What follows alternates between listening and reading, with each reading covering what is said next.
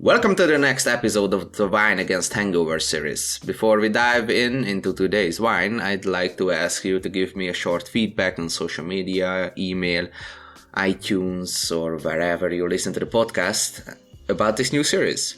Do you like this format and find it educational and entertaining enough, or should I stick to the original format?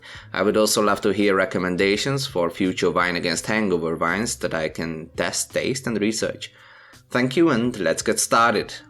Chianti is probably known for everybody who shows a healthy interest for Italian wines. This time we stay in Tuscany and go to the Maremma region to taste the Amphiarao cuvée from Castello Vicchiomaggio. I hope I pronounced it well. So let's learn a little bit about this terroir. The Maremma appellation lies in the Grosseto province of central Italy, more south than the core Chianti Classico or the Bolgheri region, next to the Mediterranean Sea, covered with white sand and caressing sunshine. Although the area lies closely to its more famous northern neighbors, the area had a slightly different and belated course due to its history. Not the entire area of today's Maremma is a traditional agricultural land, as the canals, built by the order of Mussolini in the first half of the 20th century, has turned the coastal marshlands to a greater cultivated landslide. However, viticulture has been present in the province of Grosseto since the Etruscans, just as in almost every Italian region. The region encompasses around 9,000 hectares of vineyards with extremely varying climatic and soil conditions. It offers a wider variety of grapes and wines than most appellation in Tuscany. True to the regional vibe, French varieties have an increasing importance in the area since the 90s. However, the white Vermentino stays king in terms of quantity and probably quality among the white bottlings out of the region. Of course, I could talk about the region for hours, but I have a beautiful wine in front of me. Just by looking at the bottle, it screams for character and finesse. The bottle form shapes a miniature version of a Bordeaux Imperial bottle, with red wax closure on top, and the drawn amphora on the front label. The wine bears an IGT classification, and that was first invented because of the Super Toscans in 1992. Because it represents a more international style of the Tuscan wines. This wine with proportions of Cabernet Sauvignon and Petit Verdot. As the label suggests, the wine was solidly aged in 500-liter amphoras, so in clay jars produced in 10 km from the winemaking village.